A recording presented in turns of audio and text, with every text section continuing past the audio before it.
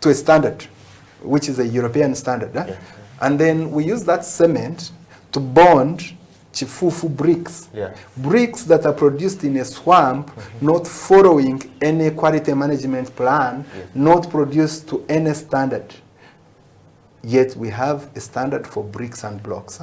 So now, when you look at getting a good material which is standardized, and you combine it with a material that is not standard, then the output, which is a house, which is your desired goal, is not going to be a standard house. It's going to be very hard for you to control the quality of the house that you put on the market. So that is, it's a problem of commerce. The second problem is the problem of technology, and I've emphasized this a lot, that we are in Africa with our commerce, but we do not own our technology, we do not own our knowledge.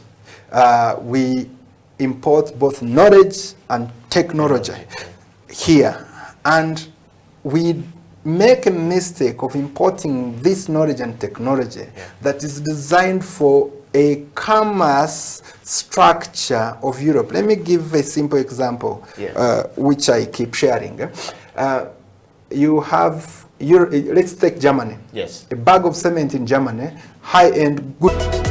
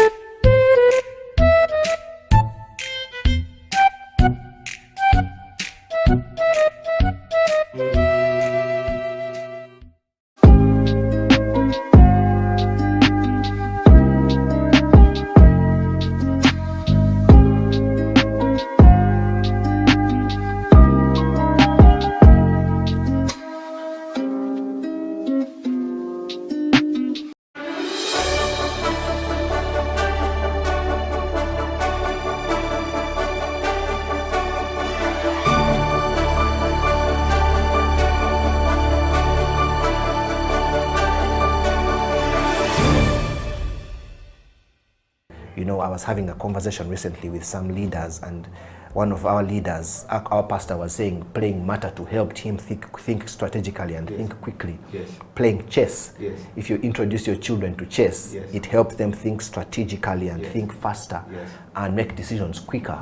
So sometimes if you've not exposed yourself to that kind of thinking, you find yourself thinking slower, taking a long time to make decisions, and it just works against you. Wow, you've talked about playing matatus and playing cards. I was masterful at playing that. We even played for money. Now, crossword puzzles. Years down the road, that's how I was launched into my strategy as a strategist. We started to play this card. So when I went for training to be, a behavior change communication strategist, that's when I realized they started to bring matter to play, and we're playing points. And they said the one to reach 300 will be the one to win, or the one the lowest point to win. Trust me, it taught me so many things that I know today that I didn't know. Creative thinking and challenging my mind to always think.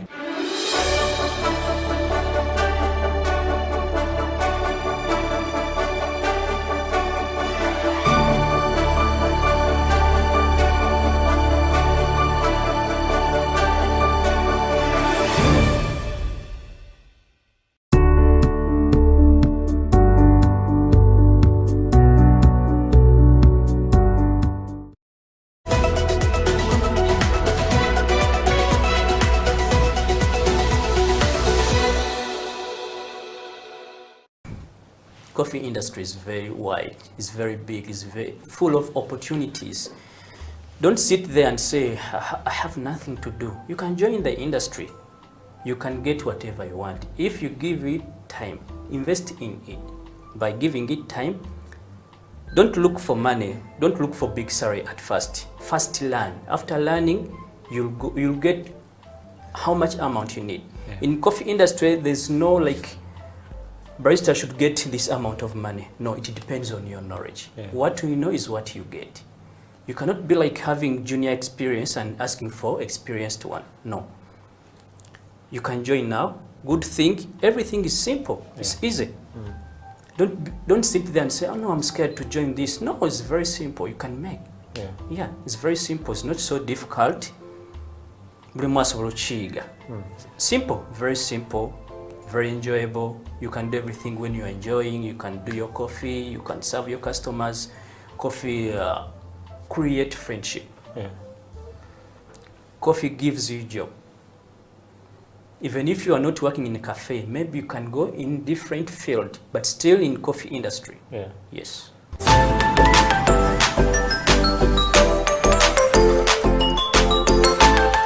Let's put up the camera.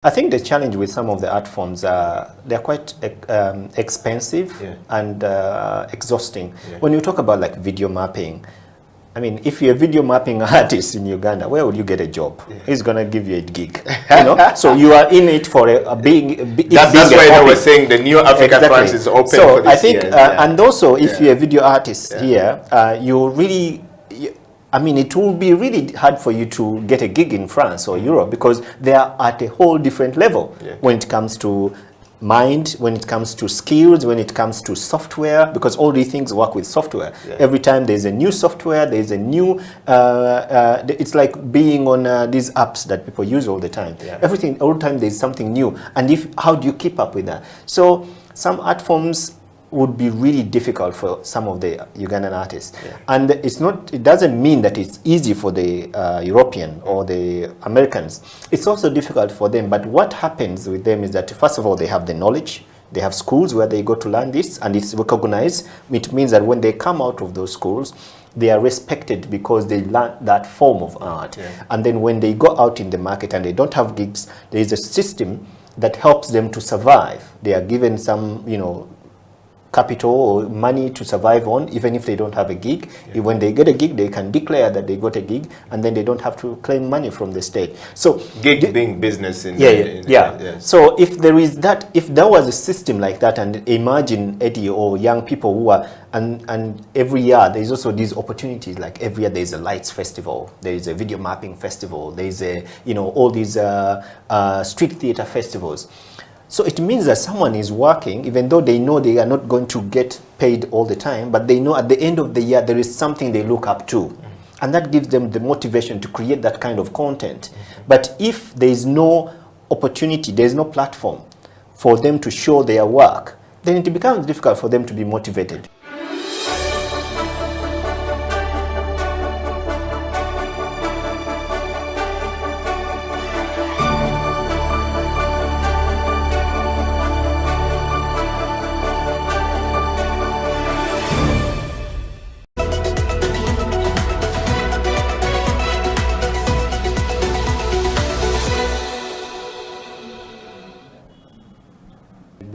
You're in the medical field, okay, and most of the people who are in the medical field, be it pharmacy, be it medicine itself, they always disappear.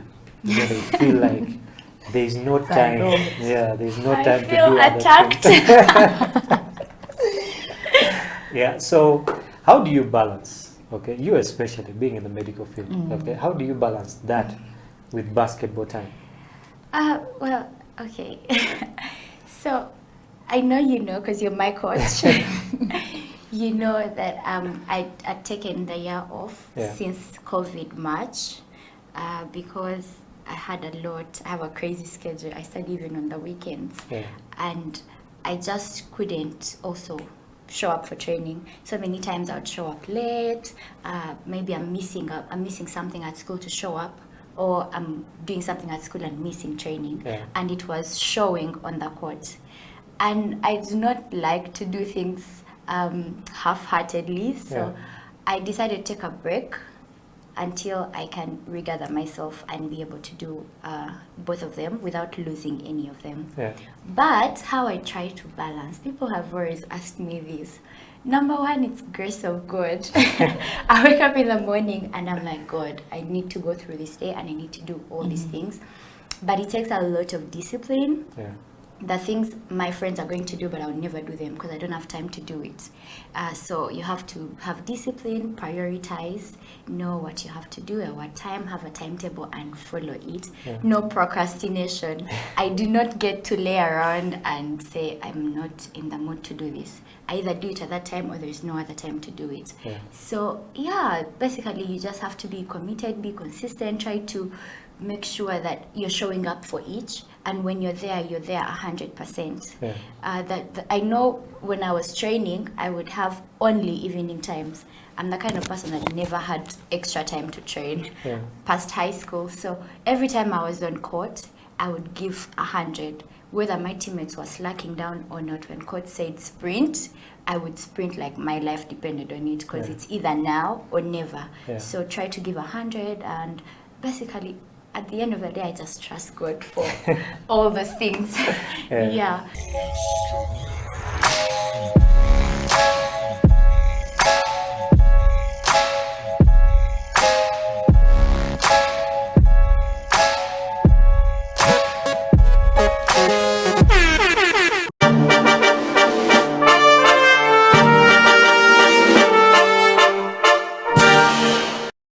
Welcome to the program. My name is Eddie Okila, and of course my guest this morning on the CEO bench is the one and only Dr. Apollo Buregeya.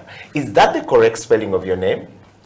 Buregeya. Buregeya. Yes. All right. Welcome to the program, Apollo. And to everyone out there, we want to say thank you very much for joining us on the CEO bench this morning, or this afternoon, or this evening, depending on which part of the world you are actually watching the CEO bench from.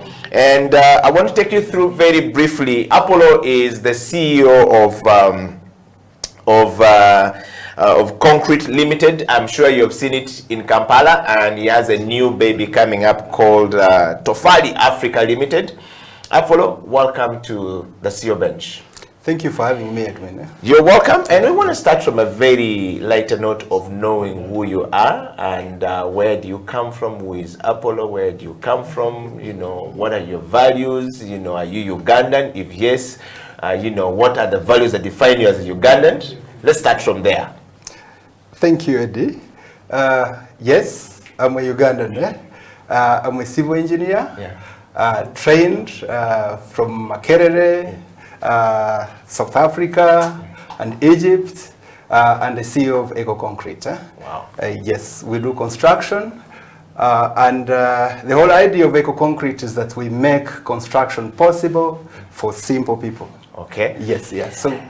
And starting from there, I know you've started from that lighter note. So, Apollo, are you Ugandan? Which part of this country do you come from? Yes, I'm a Ugandan, both by descent and by birth. Yeah. By descent, I'm a Munyoro. Okay. It's a long story. My grandfather, great-grandfather, was separated from Bunyoro when Captain Lugard attacked Toro. Yeah. I think they had Kabarega, the king of Bunyoro, had sent them to occupy Toro, and then the king of Uganda went with Kasagama, the then king of Toro, to separate them, to recapture Toro. Yes. And when they recaptured Toro, it seems my great-grandfather was in Toro, and he was pushed to go and settle in Buheju. Yes. From Buheju, my grandfather shifted to Bushenyi. From Bushenyi, my father shifted to Mbarara. So now I'm Nyankore. Yes. But I think I'm, by descent, I'm a Munyoro. So I'm a Ugandan. Yes. Yes. From Bunyoro. Yes. But I don't know my relatives in Bunyoro. In Bunyoro? Yes. Yeah. So that's how I am. Okay. So I can't get a wife from Bunyoro. Yeah. Why? They might be sisters. Okay, because you don't know the relatives. I don't know. Well, it's a very important part in Africa that we actually get to know some of these things very well. Apollo? Apollo, I want to take you straight to our next question this morning, which is really about knowing, you from the leadership perspective. The program you're on right now, the CEO Bench, focuses on leadership, change management, and transformation. And we want to look at transformative leadership approach that often defines the leadership abilities of a person. And these are frequently used, terms to define the level of effectiveness of a leader. You are an engineer, civil engineer by training, and you have been in this space for a while. What is your understanding of leadership, Apollo? I think I will avoid sounding academic. Yes, yes. I'll bring it down to simple terms.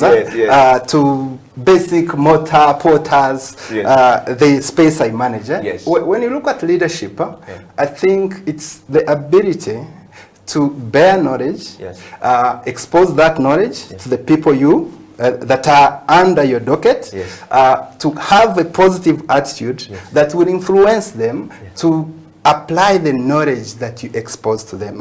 So leadership starts with knowledge.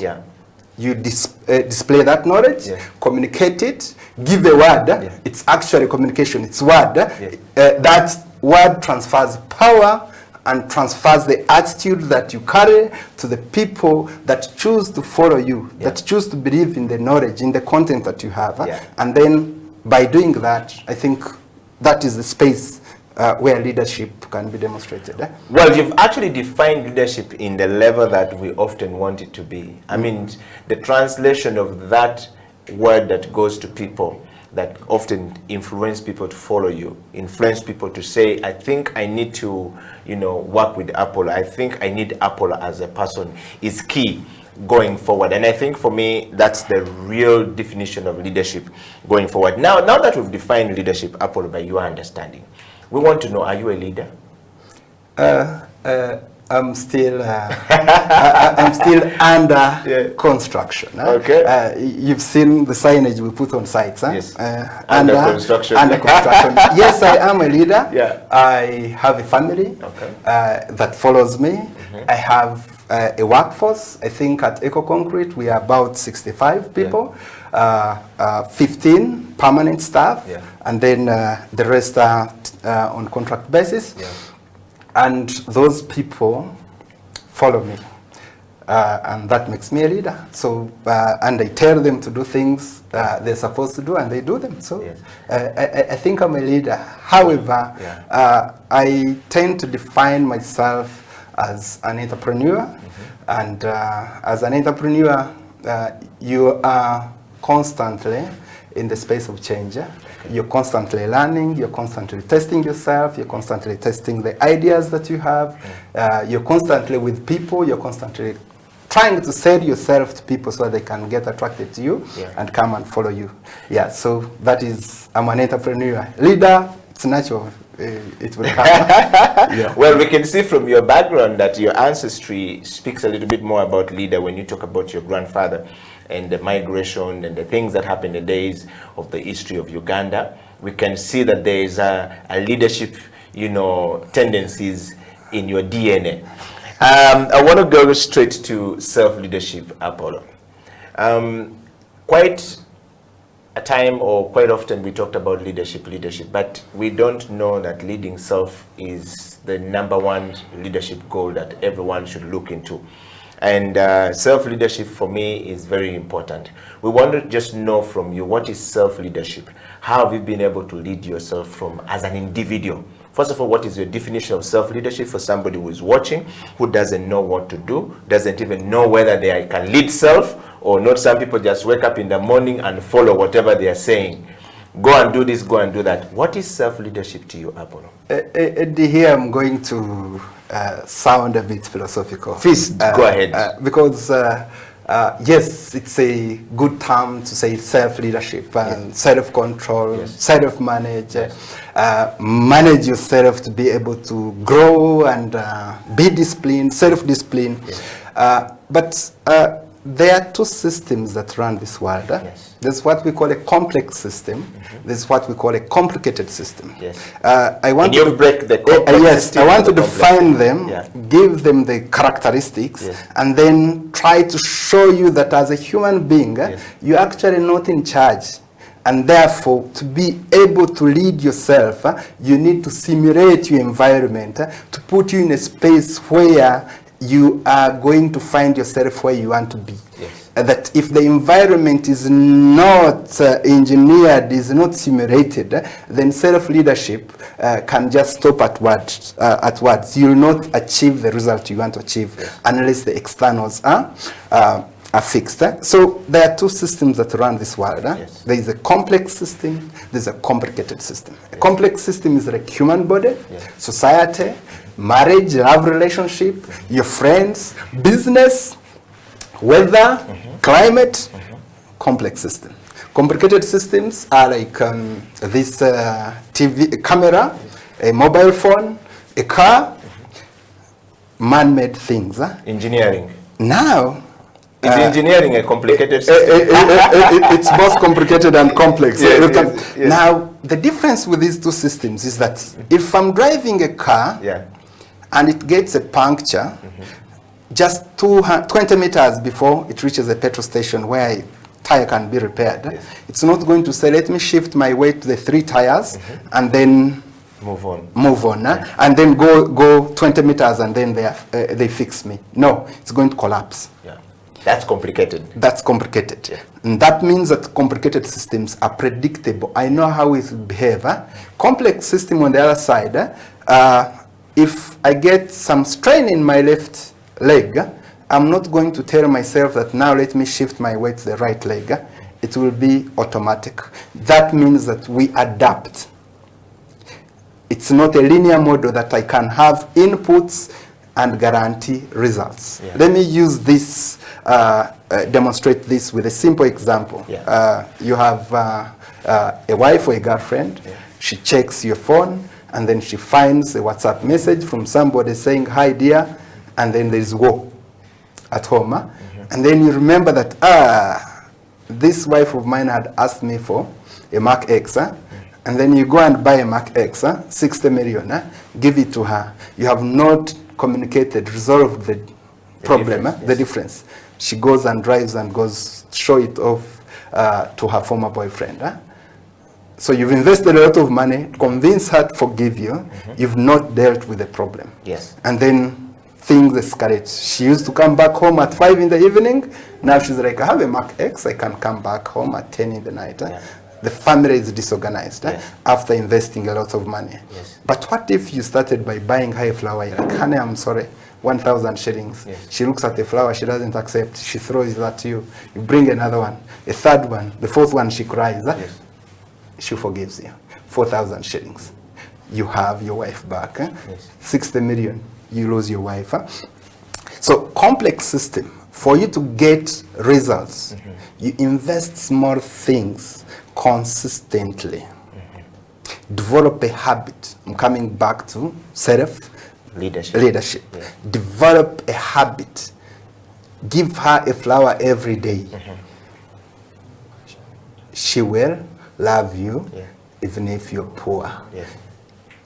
But for complicated system, if I want my car to perform well, I'm not going to take it to a washing bay. I'll go and buy a new engine. So the more money you put in, the more inputs in a complicated system, the better, the higher the result. So now, when we look at ourselves as human beings, we need to appreciate and acknowledge that we are not operating a complicated system. So you're not going to sit here and say, yes, I'm going to follow this procedure, and then I'll wake up at 5. By 5:15, I'm taking coffee. By 6, I've seen those stories. They are called routine. Yes. A routine is going to frustrate you. So what you do is you want to develop small things around you, habits that are actually going to inspire you, to prompt you to perform certain tasks, and then in the process, then friends who are going to come and tell, I'll come and tell you, Eddie, next year I'm going to build a cement factory. Yes. People believe that when you say what you want to do, it's quite creepy, actually weird, yes. That don't tell people what you want to do. I find it funny. I find it limiting to even people who believe in God. Yeah. That yes, you don't want to be attacked. Who tells you that there are people there wanting to attack you? And in that case, why do you want to rig systems? So develop systems around you that are going to hold you responsible, accountable, that are going to prompt you to act a certain way. So that you are consistent with your beliefs.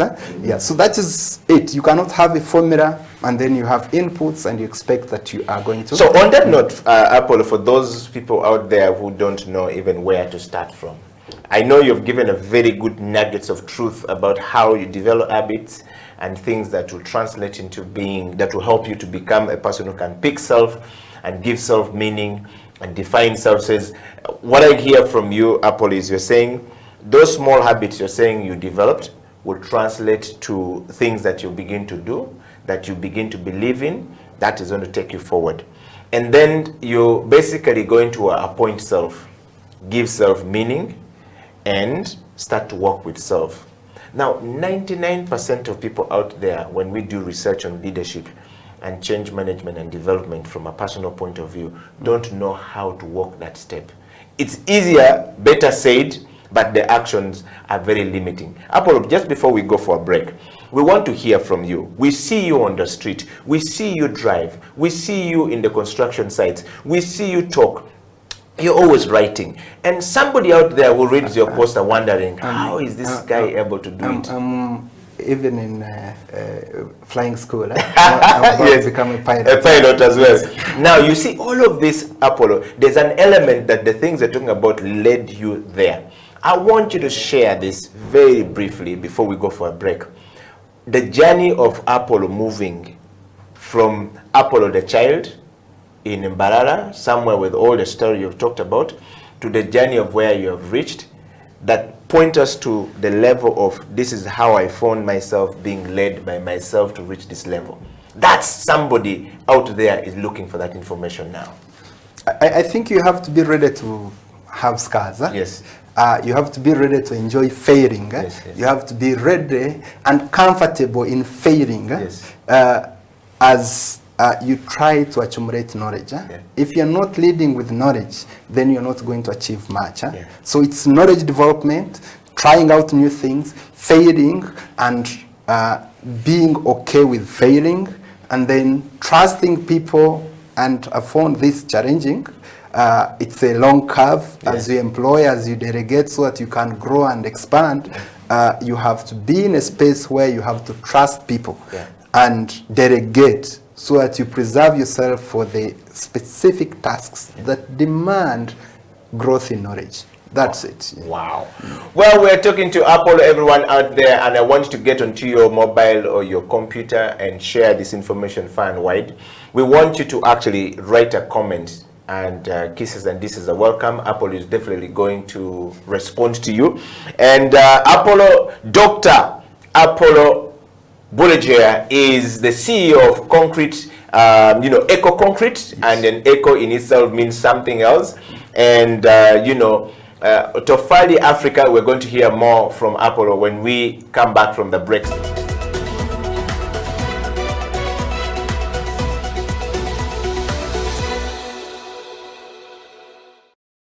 Le leadership, c'est quoi? Le leadership, ce n'est pas le fait d'intimider les gens ou bien de dominer les gens, non. Le leadership, c'est le fait d'aider les gens à suivre le bon chemin.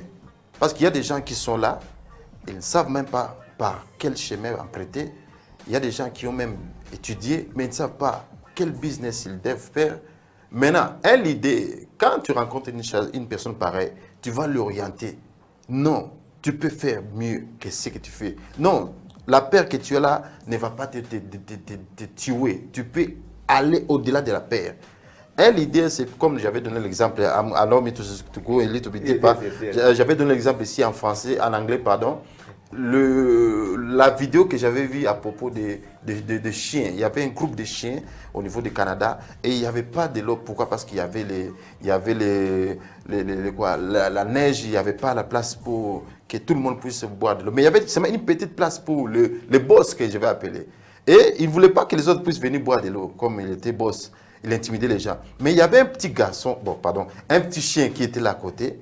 Il a eu l'idée de briser la glace là où il y avait pas, parce que l'eau était en dessous et il n'y avait pas moyen de boire, mais le petit chien a brisé et tout le monde a vu ce qu'il faisait. Ils sont venus, ils ont commencé à briser et tous ont profité avec l'eau potable. Et le boss était laissé comme un vaurien. Personne ne le faisait confiance parce qu'il n'était pas là pour les aider. Il était là pour le faire peur, les intimider. Mais l'idée, c'est quelqu'un qui est là pour aider quelqu'un à avancer jusqu'à son destin, à sa vision. Parce que nous avons tous nos visions, mais c'est la peur des fois qui nous arrête. Merci mon ami.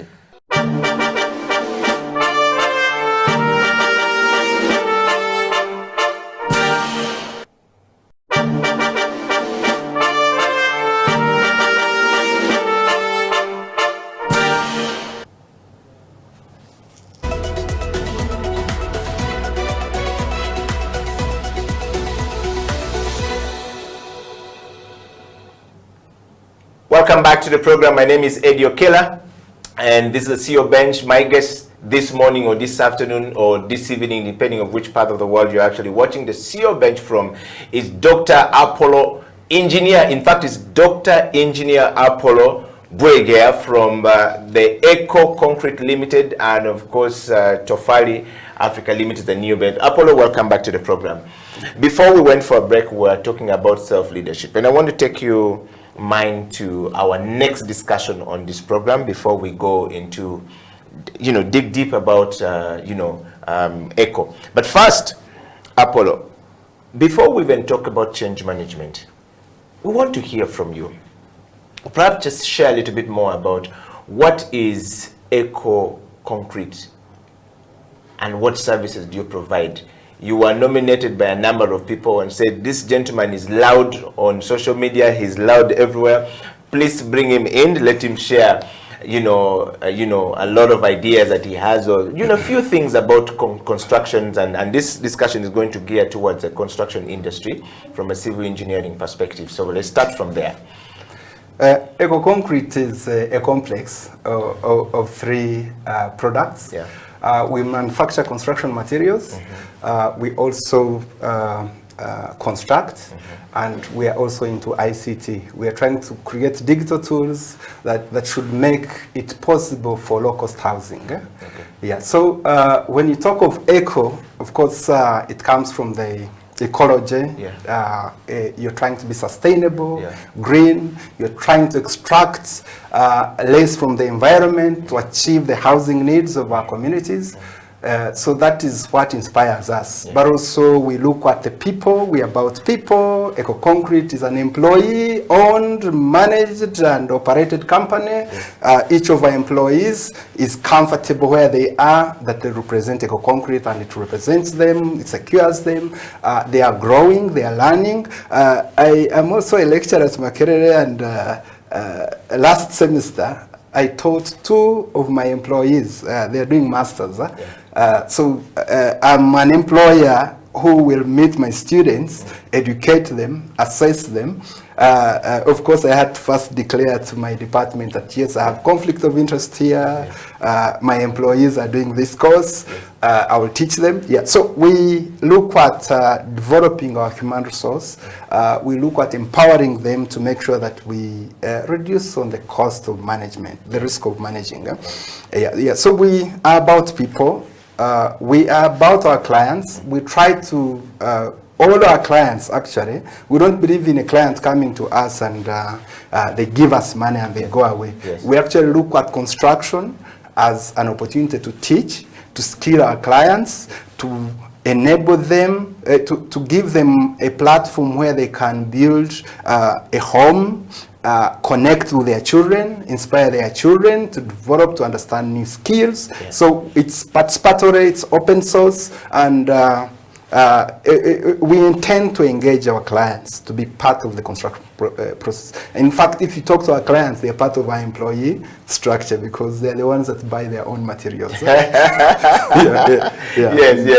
So yeah, then that is construction. Yes. Materials, Yes. of course, that's where we shine on the ecological aspects. Of course, we're looking at greening materials, both on the aspect of making durable materials, so that you have more time before you go back to the environment to stress it further, but also less materials, high strength. Yes. So we are excellent in that, and we are very knowledgeable about it. You're talking about my PhD. My PhD is in concrete and cement.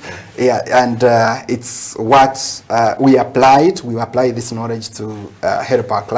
The third aspect, which is the digital tools, here we are trying to make sure that, of course, when you look at the cost of construction, almost, I'm quoting a World Bank's standard financed report. The actual costs of inputs in construction is actually at 43% of your budget of construction. Okay. Now, the balance, which is 57, accounts for the process of logistics, losses. We found that actually you are paying VAT, which is which accounts for about 14%. Now, if 14% or 43% is not 18%, so that means it's double taxation. So a lot of processes are going on that cause us to lose money, and we think that by applying the tools of the fourth industrial revolution, those are digital tools, ICT, I think we can streamline the processes of construction and understand where the problems are and refine them for our clients. And I think that's how we'll be able to achieve our objective of having low-cost housing. People keep talking about low-cost housing. We don't believe that low-cost housing should mean low-quality housing. We think the quality... that is what we think is, when you say low-cost housing, it's supposed to be the cheapest material, No, material costs, normally, it's matter. Materials should be maintained at a standard quality, meeting standards, and actually when you look at cheap material, poor quality material, the components that make poor quality materials are the same components that make very good quality materials. It's just knowledge. So we want to excel in that, deliver high quality at affordable cost. And we want to attack the people. Indeed, when they talk about low cost, they target material. See, chifufu blocks. No, the enemy, the evil, is in the detail of 57%, which is in the process of construction that does not cover the inputs. So the inputs are okay. Well, Apollo, thank you so much. This obviously is a very interesting show today that we're having right now. I want to take you straight, Apollo, to... You speak very passionate about construction. You speak very eminently about construction and knowledgeable in that space as well. Let's go back to your civil engineering and the journey into the civil engineering space. Your CV talks of 20 years plus into that space. You have a master's degree and a PhD to show for it, and of course there's a bachelor there. Now let's go back to Apple as a child. How did you end up as an engineer? It's actually a long journey to become an engineer. I did not pass. I got some B's. At what level? I got some B's, but then I had decided to do civil engineering. So I ended up going to do a diploma first. I didn't want to do any other course, so I did a diploma. But I want to take you straight back before you get to the diploma. So primary school, were you playing toys, constructing? I'm lucky. I was born privileged. My father had resources, and he managed to take my siblings and I to good boarding primary schools. where we passed. We went to Ntare School. The boarding primary school was Buregeya. Buregeya is a girls' school, secondary, but the primary school is a mixed school. Some of my siblings went to Nganwa High Primary School. Those are schools, good schools in the western part of the country. So we came to Ntare. We excelled in Ntare. Senior for meanwhile would go back to the village. Yes. I had never crossed the first junction of Mbarara town, now Mbarara city. So to come to Kampala. So senior 4, I decided I needed to come to Kampala. Because it was fun. Which year was this? That is 1996. Yes. So I decided to come to Kampala. I remember the headmaster, because I was performing well in school. So the headmaster called me and told me, you're one of the people who want to maintain here, and if you don't put here your first choice, we don't want you to put your second choice. So I said, okay. So I put my first choice somewhere else. I had heard about Makerere College. I said, I'm going to come to Makerere College. I left Ntare, which was an environment that had helped me manage myself to excel. I came to Makerere College. I found a different environment. They put me in a hall called Black House, which was in the center of Makerere University, and I would be locked inside, and I'm seeing university students having fun. So the environment changed, and I lost self-management, and therefore I did not perform well. But I knew what I wanted to become. So when time came for filling in the choices, I chose civil engineering for Makerere University, and then put zeros. You know, there were coding forms. So I put 0 zeros, and my teachers called me, and I told them, no, if I don't get Makerere University, I'll go to Chambogo. By then it was a polytechnic. I'll do a diploma in civil engineering, finish, then come back. Indeed, of course, at was all somebody guiding your thinking around this area? No. Because you're quite young to be able to think. No, you're very definitive in that area. I wanted civil engineering. I'd interacted with my uncle, who was a quantity surveyor. He had convinced me that civil engineering is the place to go. Is a very good course. It's the oldest course. It was the first course God introduced on earth. So I liked civil engineering. So I went to Chambogo, spent my 2 years, did a diploma. It helped me because when I came to Makerere then, I was mature. So hold it right there. So you went to Chambogo University to do your diploma. This was because your first choice, your first love of Makerere University as a bachelor course did not come through. In your senior 6. All right, let's proceed from there. Because I wanted to make sure this is clear, because most times those who are watching this program think that if you put your first choice as civil engineering and it doesn't come, that's it. Some people get frustrated, don't know where to start from, and give up and say, you know what, I am done. No, of course, if you want to make good things out of your life, you must be patient, to respect processes. Some processes are long. You must be very patient. Let's go back to So I went to, by then it was Uganda Polytechnic Chambogo. 2001, I got my diploma, started working. I worked for 8 months. I was lucky I got an employer who was a graduate of Makerere University. He respected education. He employed me, empowered me. Civil engineering. He gave me projects. I did a lot of works in Western Uganda, Rakai, the water system, supply system of Rakai, the intake plant. I'm the one who did it as a foreman there. I was empowered. I did a lot of good projects. And I learned a lot because I was on ground. I was pushing wheelbarrows, seeing how they are breaking and wasting materials. So picking that skill, then I came to Makerere. I tried mature age entry. I was just becoming 25. Got admitted on government sponsorship. So when I reached Makerere at my age of 25, it was easy. I was mature. I was not excited. I started performing well. The lecturers also saw me as a mature person. They could communicate with me very well.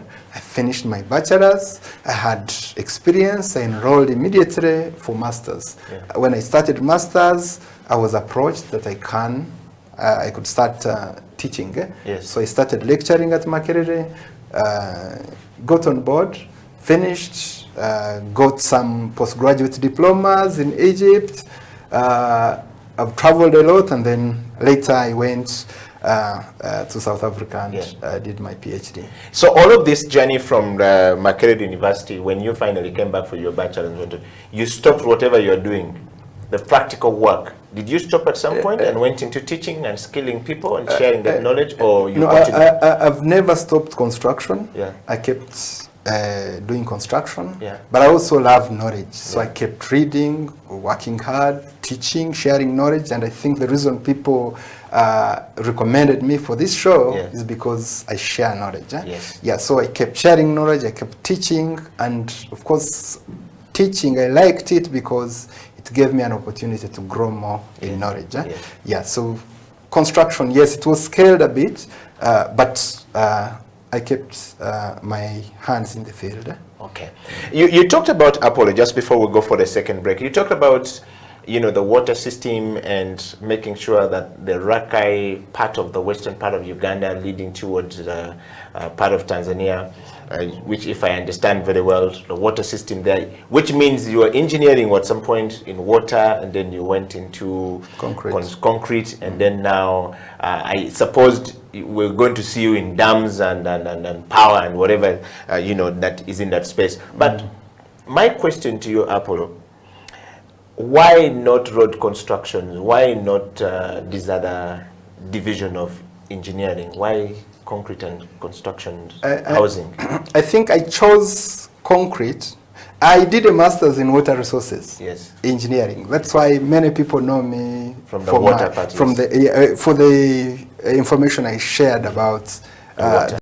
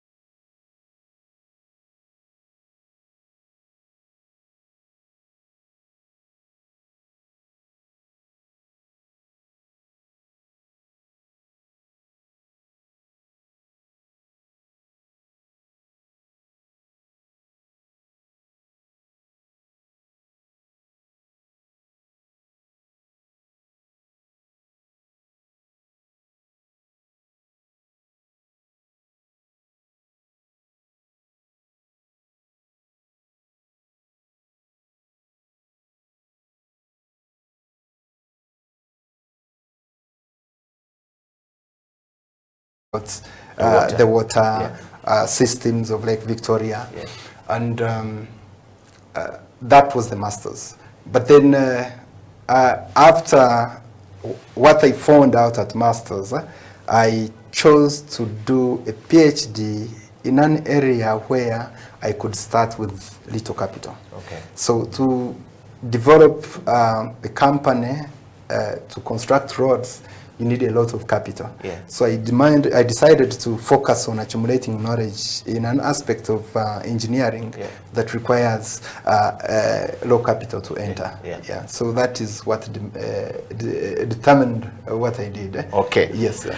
We're going to take a break, Apollo, and when we come back, we want to look into change management. And the change management will look at the change and the development of management within self, a business, or a similar organization, or at the nation level. How would you help us to understand how have you been able to manage this within yourself? Obviously, you have a body of knowledge that not very many people out there have or would share, and you happen to be the second engineer in or on this program called the CEO Bench. The first one we had was the engineer Andrew Chitaka, the former executive director of KCCA. You happen to be the second engineer. So we want to take a break, and when we come back, we want to be able to dive deep into change management and management of change and the decision-making process before we wind up the show with transformation in the construction business, where we'll be able to show a little bit of your work so that people can actually understand that the stuff you're talking about, you are actually practicing. Stay right there. I'll be right back after this break. This is the CEO Bench, Okila, and Dr. Engineer Apollo Buregeya from the Eco Concrete, and Tofali talking about transformational leadership in the construction industry. We'll be right back after this.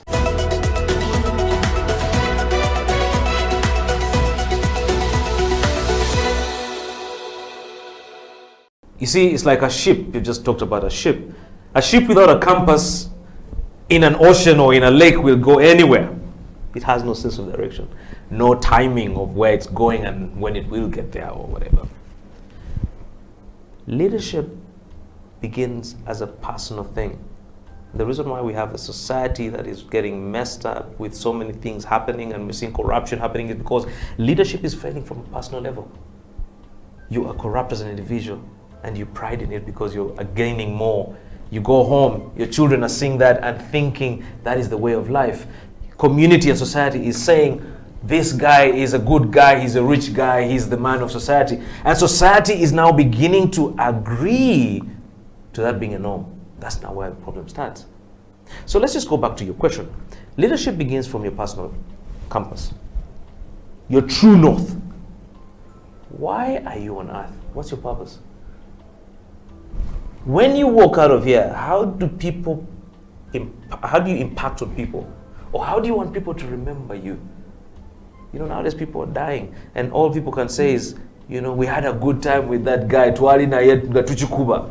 but beyond that, what next? And then you find the same people coming to bury you, then after that they even actually have a drink up after that, and life goes on. You'll never be remembered. But just think about this, and let me just give you a simple example of Mother Teresa. Mother Teresa was a 4-foot lady, very short lady. She was a teacher. People think teachers have no impact. She was a teacher. On her way to school to teach, she was so disturbed by the number of young children who were hungry on the streets, having no sense of direction. One day, she just woke up, went to the principal and said, you know what? Kalas, I'm done. I am going to feed the children of the world. The principal laughed. He said, you small woman, first of all, what money do you have? You think feeding the world is? But when you think of Mother Teresa today, what do you think of? The woman who tried to feed the world. Her mission still exists way beyond her. Going back to the same principle of people. People and purpose. And you see, purpose cannot be from outside or without. You don't tell me that this is your purpose or toa. No, it comes from within. And leaders are very crazy people. Yeah? It's the same Museveni who read a newspaper and he got pissed off and went and, on the streets and went and joined the bush. Yeah. They talk about people like Fidel Castro and all these people who... Leaders are people who just get angry with what is happening and make a commitment to make a difference.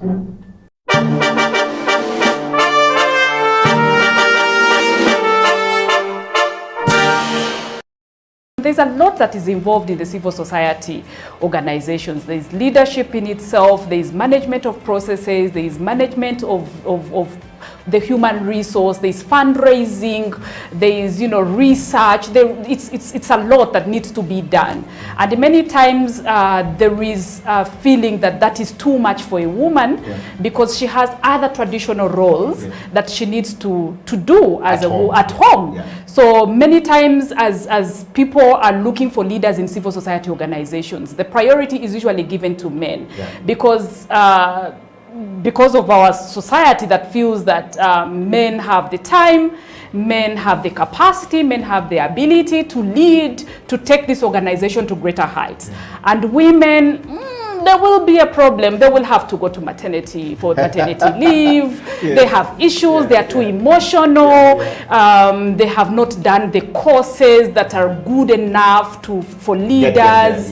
They don't have time to to go for extra learning or to go for work outside Kampala because they have to tend to their children. So there's too much that society has tied around a woman. And it's true, we have these traditional roles that we have to do, but does not in any way mean that women cannot lead in these spaces.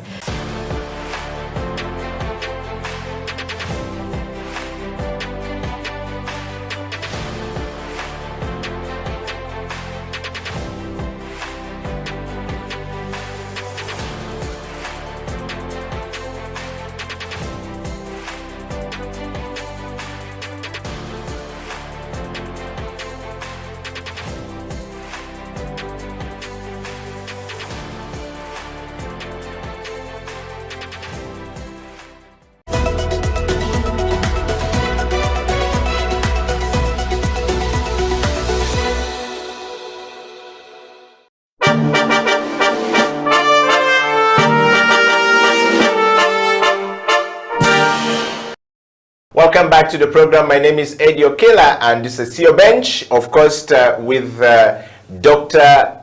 Engineer Apollo Buregeya from Eco Concrete and Tofali, Africa. Apollo, welcome back to the program. Before we went for a break, we were talking about the journey of Eco Concrete and your engineering journey as well. What a very, inspiring story right there and journey. A lot of us don't know that walking through the process and not cutting to the progress is very important. We often, most Ugandans, most Africans particularly, we like to bypass process for progress. Your journey of saying, you know what, I want civil engineering, and if I don't get, it doesn't matter, I'll go through diploma and then come back to bachelor and then go up there. We can see the resilience right there. I want to draw your attention, Apollo, to change management. And this program talks about leadership, change management, and transformation. Today, we are actually talking about change management and transformational leadership in the construction industry. And that's where we're going with Apollo. Apollo, change and management of change within self, business, and organization or the nation. What is your understanding of change management, and how have you been able to apply it in your journey to where you are? When people are laughing at you and saying, look at this one, he failed, and now you can't join us in this first year, and then you come back to Makerere when you're 25, and I'm sure you're employing some of these people. You even talked about some of your employers coming and you becoming a teacher to them. All of these are change management. How do you remain sane? First of all, what is your understanding of it, and how have you been able to manage change? I think, Eddie, change, this is the standard statement. Yes. Change is a fact of life. Huh? And we change to survive. You must adapt, you must change if you want to survive. Huh? If you don't change, then nature... They say change will change you. Nature will eliminate you. Yes. Yeah. So it's natural that we change in our biology, in our thinking, and in enterprises that we do. I did not start with Lego concrete. I said I have so many scars that I carry to be where I am now. So change, you only remain ahead in change management when you are able to grow in knowledge. If you're not learning, if you're not growing in knowledge, then you're not going to find yourself in a space of stability in change. We need to also understand that change actually, especially growth, can destroy. That you can find an opportunity, take it up, but before you grow internally as a person, in knowledge and intelligence, and also understanding, and also scale your environment to adapt the new change. I think it's going to be very expensive for you to grow and embrace this opportunity because it can lead to collapse. So it starts with you understanding that yes, you have to grow in knowledge and you have to take time. And change happens in the complex domain, that things have to adapt. So you have to take time to understand the change you are getting into, and you have to be comfortable in this space of change, that when it comes, you do not become rigid. So you move quickly, you understand your resources, and then you start looking at what new resources you need to bring on board, and what resources you need to eliminate. Constantly we make friends, and constantly we drop friends. And we need to be comfortable about it. The friends you had in primary school are no longer with you. You have new friends. You are my friend now. A year ago, you didn't know me. So that is how nature is. A tree grows, loses branches. The branches feed this tree. But if it wants to grow tall, then you have to lose some branches and get new branches and move on. That's how you're able to manage change and stay on top of your game. Well, thank you so much, Datun Apollo, for that. Now, change requires that you communicate. Have you been employed before, Apollo? And if yes, how were you able to manage the change, and the communication of that change from, a moment you say, you know what, gentlemen and ladies of this great organization, I think I have reached this moment where I need to move from this point to the next level. And please allow me this opportunity to go. Or you just come and say, I've outgrown this organization, I am done, I am going. The salary, first of all, is very small. That's how most of us say or do. And then we had Mr. Toa Tony here saying, I always make sure I communicate change management very clearly and manage the process of change very clearly so that I can go back to the same organization and be a consultant. And he said, I left Total Uganda and I went back as a consultant with Total and see where I am right now. But many of us don't know how to communicate this change. So there's that change from you as Apple. Have you been employed before? How were you able to manage the change from one place to the next? 2, we want to know from you, how do you communicate to a complex employer who you are everything to them? The moment you announce you are going, they make life so hard for you that you can't go. And they say you are never going to be successful in that job even if you go. So most people's dreams have died because they can't move. And then 3, change at the organization. Sometimes as a business owner, people just decide to leave you and you don't know how to manage change, and some people have just crashed, the business crashes and things end there. Let's dive into it, Apollo. I think, Eddie, it's relationship you're talking about. That first of all, if you have a healthy relationship with yourself, if you value yourself, if you have dignity, then you're going to be in a space of work that relates well with you, that respects your input, that respects your word, that values you as a person, and also your skills and competences that you bring on the table. Now, that is a healthy relationship.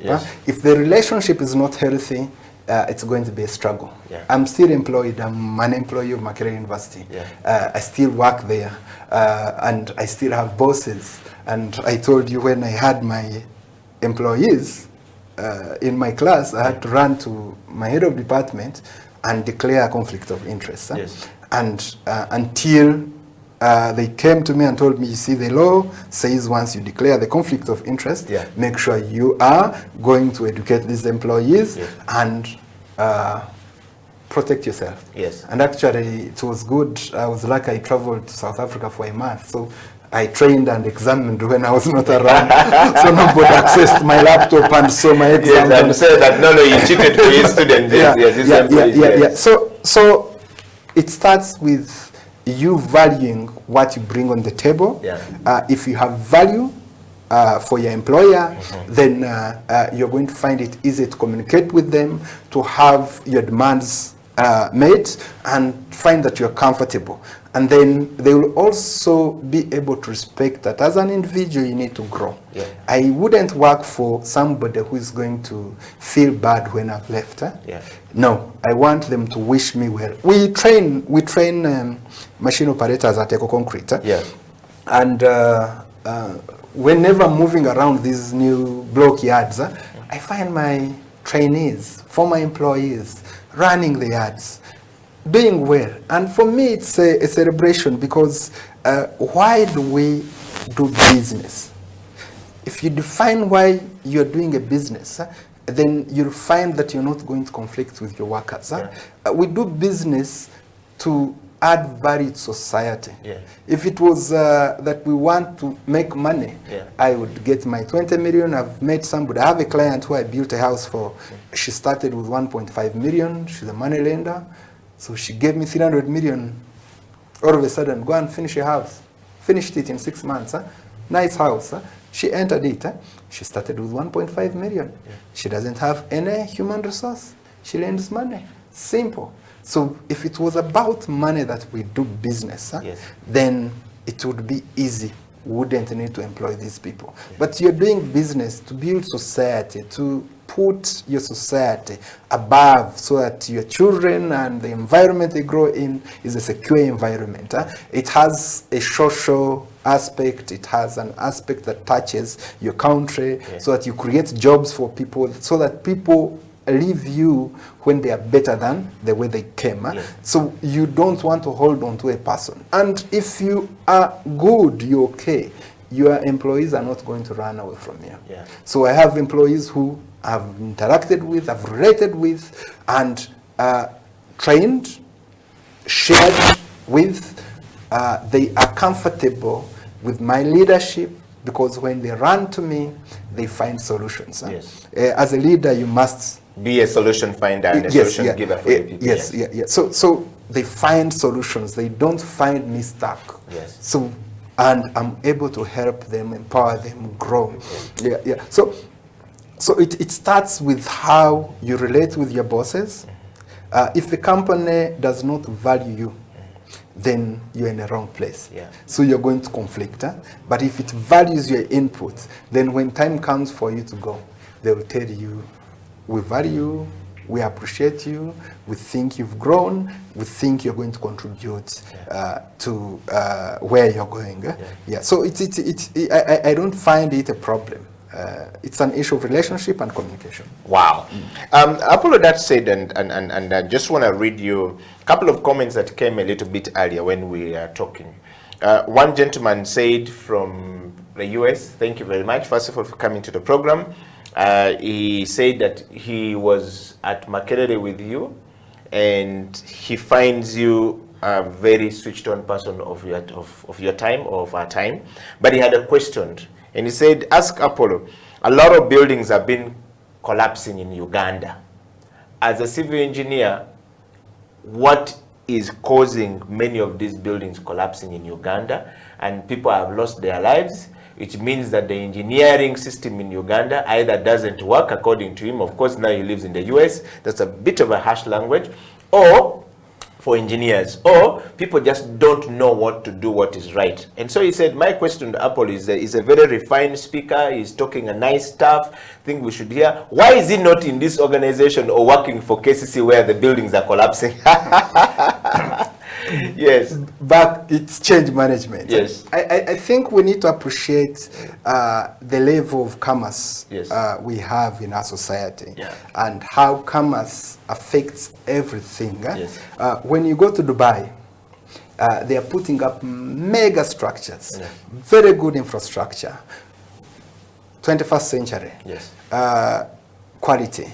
And it's because they have a stronger commerce. Yes. They have more money.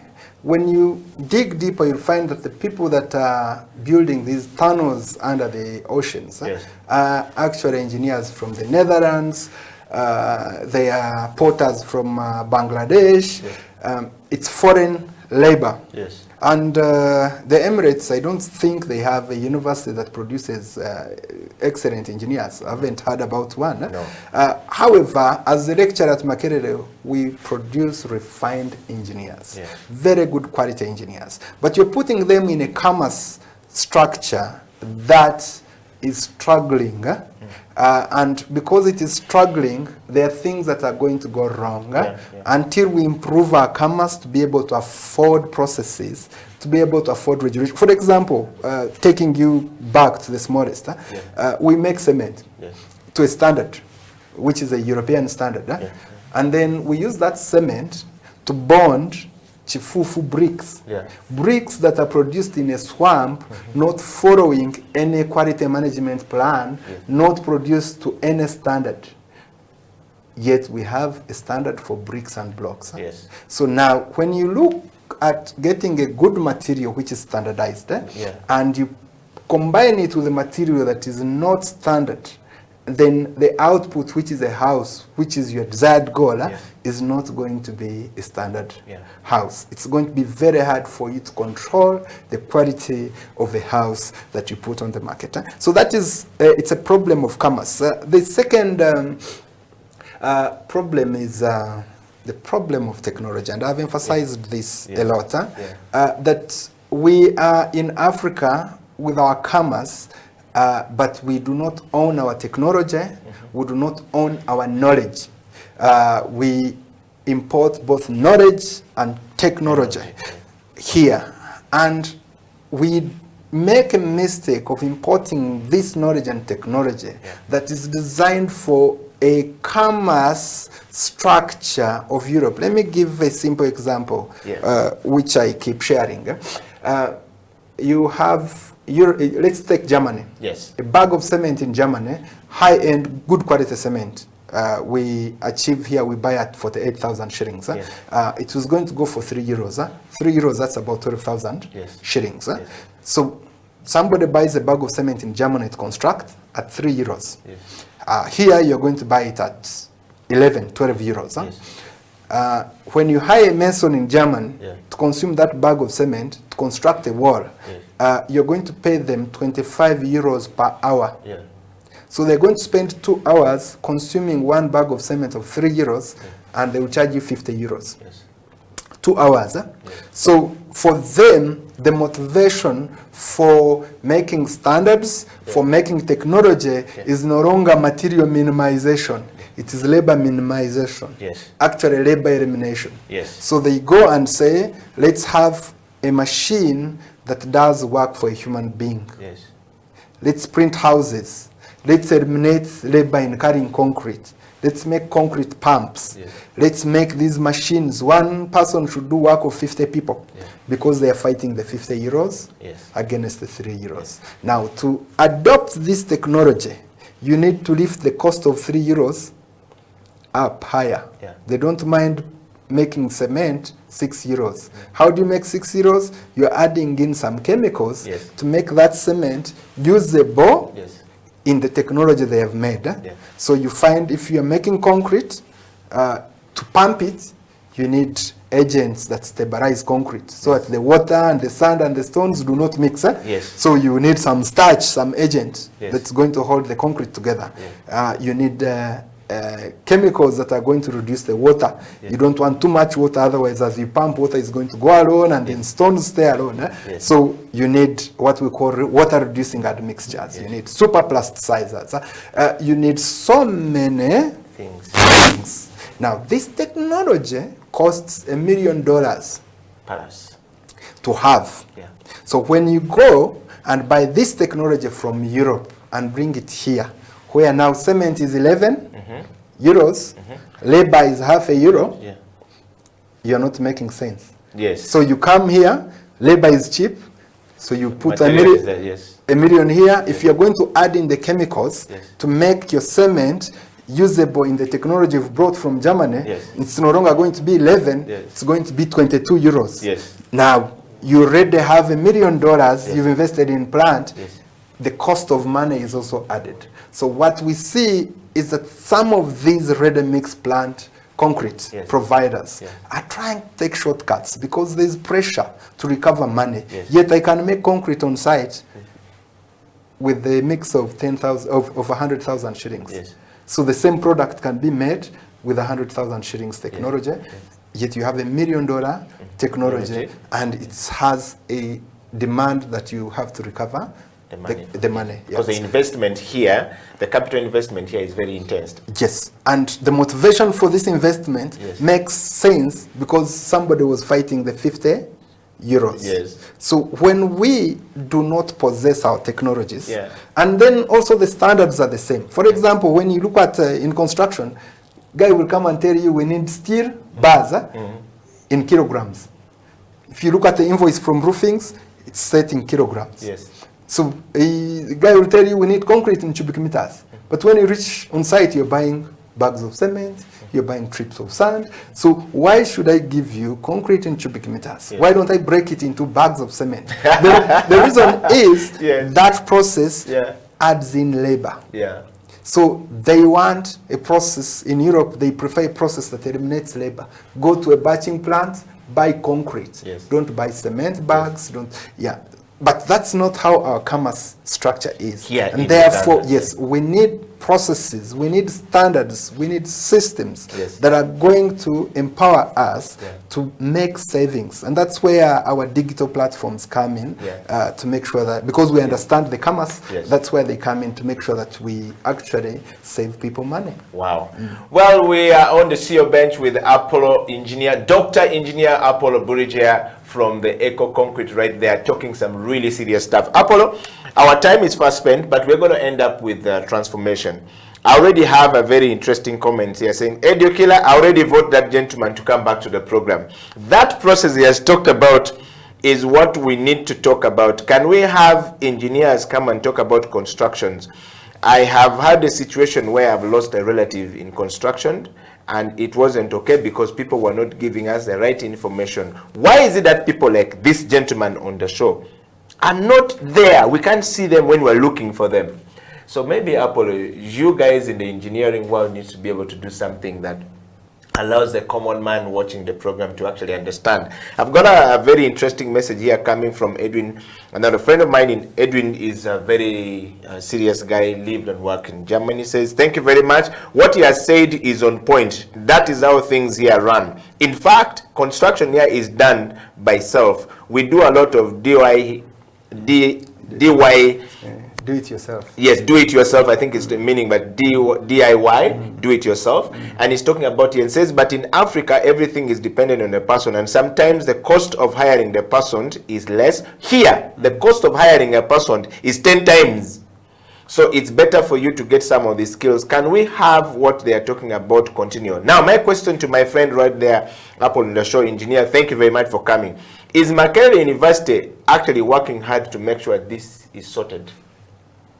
Perfect. I think he's looking forward to the answer of, do we have some of these things coming in place that you're talking about? And if I understand his question very well, he's saying, why is it that Makerere University is not translating this to the reality of what you're talking about? And then the next question that has come in is from another gentleman. He says, thank you very much for bringing Apollo onto the program. I think for me, as an engineer, this is my best program so far. I enjoyed the interview with Dr. Engineer Chitaka. It was a great interview. Good to have Apollo there. My question, though, goes to Apollo. As an engineer, we don't like to support each other. I don't know whether Apollo is open to somebody coming for mentorship at his place. Now that he's a lecturer at Makerere, perhaps he would be the best place to start from. All right, Apollo. As you can see, already people, talking about this. But I want to take you straight to a systematic identification and implementation of necessary changes that you're talking about within self, business, and a similar organization. And we'll close this with what is your understanding of transformation. We're talking about transformation in the construction industry. Okay, and you obviously have a transformative leadership approach in the construction industry. Apollo, question is, how do we implement the things you're talking about? And we want to show some of the work that you're talking about so people can actually see it and relate to it. And you will end up by taking us through a process of, when you talk about concrete, putting the foundation. I have a question here where somebody says the foundation of the buildings in Uganda are always not done very well. And that's a problem itself. How do we get that sorted out? But first, dive into it. Controlled identification, systematic identification and implementation of the things you're talking about. I think you have to start. Mm-hmm. You have to start, accumulate knowledge, understand that we are actually at a stage in life, as Africans, as sub-Saharan Africans, a stage in life where we are going to shine. All these challenges we have are also opportunities for us to embrace, and that's what we are doing at EcoConcrete. Make things understandable, communicate the change that you want, communicate the transformation that you want. Let it be with your employees, let it be with your clients, promise them something, because nature is that our minds ask for what they know. So educate the transformation that you need to see. Transfer it into other people's minds so that they see it. Once they see it, then it's going to be easy for you to ask for resources to implement it. I think it's start and then be innovative. Understand your environment, understand your resources, communicate well, and then also get exposure. Be exposed. The moment you go out, you are able to understand what other people are doing within the environments, how they are adapting the environments, and then you are able to relate with the environment and understand how you're going to adapt with the environment. So that is what we are doing at EcoConcrete. We are trying to reach our clients, and some of our clients, we refuse to do some things because we know better. And some of them come back to us and they're like, okay, we prefer that you give us what you said you'd give us because of this. Others go and when you take shortcuts and then they call us later and it's very painful. Recently I visited a school. They used this common construction technology of method of using pipes, hollow pipes, and then you weld them together and form beams and wood, and then you cast on top and move. And they did 2 floors. They wanted to add on the 3rd floor.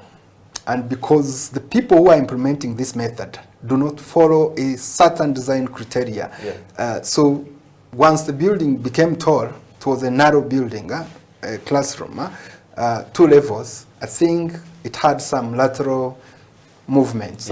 And once it had these lateral movements, remember these are sections, pipes welded onto each other. So, and then you're filling them with blocks. Disaster in waiting. So cracks happened. So I went there, they called me, they're like, the engineer disappeared, he's no longer in the country. We don't know where he is, and then we want to know whether we can add on to this structure. But it's already wobbling. So my advice to them was people could understand. So told them the moment you add on another floor, the dancing will increase. And therefore these cracks are going to open wider. So doing things without those are our challenges. Doing things without proper thinking and designing. Yeah. So we need to engage. We need to be able to share these transformations we want to deliver and get people to understand us. Wow. Once people understand, they will follow you. The movement. There was a question about mentorship. Are you open for mentoring somebody? We are growing very fast. We want to relate with people, especially technical people. So if there are people who believe they have some skills they want to apply and they want to be guided on developing those skills, yes, we are open to them. The first skill, I don't know whether it's a skill, it's attitude. When somebody has very positive attitude, we welcome them, and then we'll create opportunities for them to grow, and we'll teach them. I am open source. I share knowledge. I believe that that's how I can only immortalize myself, by making sure that what I know, everybody else knows it. Yes, so we are open for mentorship. Well, thank you very much. Apollo is the CEO bench, and Dr. Engineer Apollo Buregeya from Eco Concrete right there talking to us on the CEO bench this particular edition. Apollo, before we go, close the show, we want to go through some of your work. It will be a disservice if we bring you on the show and we don't see the processes you go through. And we want you to take us through these processes so that people understand. You're a concrete expert. That's something that we have finally been able to identify in this program, not just by the fact that your CV talks of it or your profile talks about it, but by practice. We want to put some pictures up and you take us through. What is a typical process of building a house that will stand and last eternity? Buildings have collapsed in Kampala. The biggest questions here have been about building collapse in Kampala. Start, for example, that picture right there. What's going on? I don't know whether that is the first picture, but we'll start from there and then go through all of them until we see a building that is actually complete. Take us through. I think here we are finishing a foundation. Okay. Yes, and trying to deal with soil around it. Yes. You notice the ground floor slab is already cast. Yes. The foundation is below, and then we have some columns up, and we are going to the next slab. So what is this gentleman doing? This gentleman is trying to backfill and compact. I think at that point he was trying to open the bars to create an extra column that starts at that point, support to reduce on the span. At some point we realized that we could reduce on the number of bars in the beam up by creating a short column and making the costs lower for the client. And the next one, if you look at the picture which is coming, the next picture, it shows that yes, we work hard. Yes. We work. Yes. There's no shortcuts. We are people who are courageous. We delight in our competencies. We delight in our knowledge. We want to. We don't take shortcuts. Okay. Yes. So that's Bwaji. That is one of my good foremen. He's now in Gulu building a hotel, which is going to be a good hotel. Okay. So we see this building now beginning to go up there. A lot of buildings that has collapsed whenever they go to this past stage. Yes. What is your say? Of course, from the perspective of concrete, you want to manage quality. If there is a quality management plan on a site, it starts with design. You know that the designs are good, and then you look at the quality of the materials that are being made. You make sure that the quality of materials is right, and then, of course, in a construction business, like any other business, you're relying on people. You rely on the processes, then you have materials. So the people also have to be the right people who are going to deliver good quality works. So we look at the people, we look at the design, we look at the material and how we manage the quality of these materials to make sure that nothing escapes us.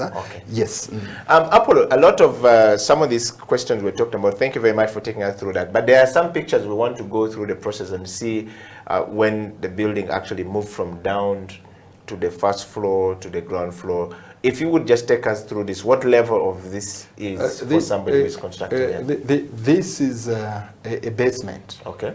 After we put a ground floor slab, which was at a level of the upper side, Okay. and then after the ground floor slab, first floor, second floor, and third floor. So now this is the level which is very complex. Normally it collapsed here. This is the basement slab. Huh? Okay. Ours do not collapse because we know what we are doing. Yes, yes. Yeah. So that is me there, Okay. trying to meditate on the plan, Okay. to make sure that no mistake is done. Okay. Yeah. So that was the basement, the ground floor slab that we are casting, and then this building is continuing up to 11 floors. Yeah. So that's why the columns are big. Yeah. So this is a project in Chisenyi. Yeah. It's under construction. This is going to 11 floors. No. This is 7 floors. Huh? Okay. Okay, and then when you look at the next building there, so this is a commercial building. Yes, yeah. By your standards. So this is basically, Yeah, how this do we is- get to this point? This is a residential house. Yes. The owner is in New York.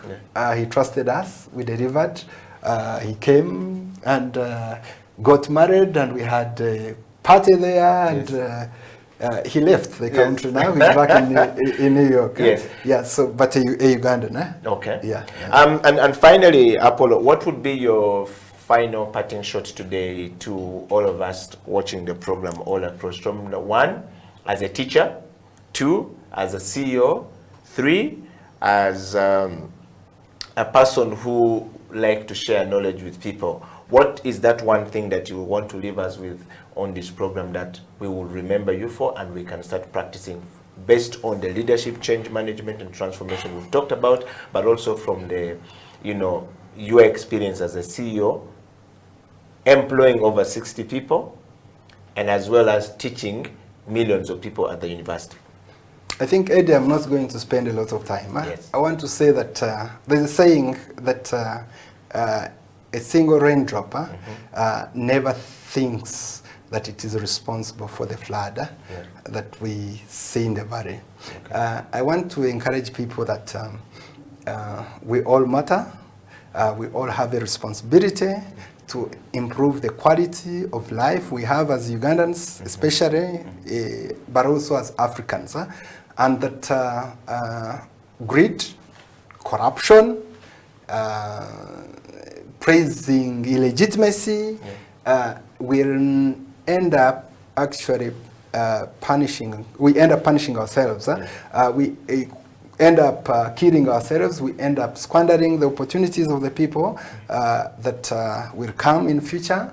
We need to know that just like a single drop of rain contributes to the flood, we need to have a mindset that is going to be focused on contributing to a flood of positive transformation of our society. Start by appreciating that you need to change your values, be honest, work hard, don't cheat, don't take shortcuts, because when you do, if now somebody entered here and gave you $1 million, it confuses you and it gets you disorganized. But if you've earned it, then your internal environment prepares for it, and then you find you in a comfortable space. So as Ugandans and Africans, we need to choose to work hard, avoid shortcuts, take an organic path. It gets us there.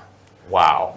Well, thank you very much, Apollo, for, first of all, accepting to come on the CEO bench today, and thank you for sharing your experience and your journey with us and giving us opportunity to be able to listen to you. I want to say thank you very much to everyone out there for coming onto the program today and giving Apollo the opportunity to speak and giving us the opportunity to share with Apollo. And it has come to that moment where we have to spread the love. So there's something we do here where we state and spread the love to people. We have to do it one more time. It's brought about by Pastor Joshua Martin Mugabe. He says, spread the love whenever you come into the program. The CEO bench has come to an end. Thank you very much, Apollo. And looking forward to sharing a lot more with you. Share it far and wide. We'll be right back with the next episode. And of course, Apollo is going to be coming back onto the program. He already has some nominations. So share it far and wide. Okila, Dr. Engineer Apollo Buregeya signing out from the CEO bench. Until then, keep it locked to the CEO bench.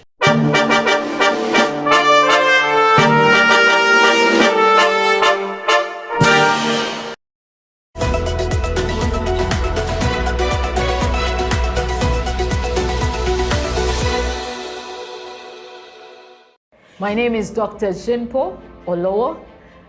Thank you for watching House of Talent Television. I love to inspire people. I love to talk about my experiences and how God has been able to use me in the different exposures. And through the leadership, through change management and transformation, I've been able to do a couple of things in my life. Now, are you a kind of person who is tired of your status quo? Do you want your situation to change? Are you tired of what is going on in your life?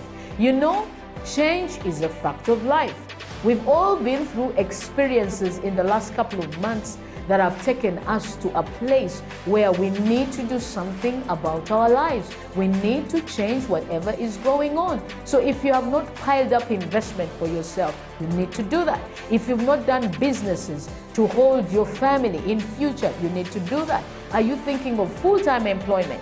You need to be thinking about your life after employment or your business in the next couple of years. So if you want us to chat, if you want us to talk about this, please get in touch with us at SEAL Uganda on number 0772443085 or check our website www.sealuganda.com, or on all the social media handles. You can hook me up or Facebook, that is Jinpo Olowo, on Instagram, Jinpo Olowo, and on Twitter and LinkedIn.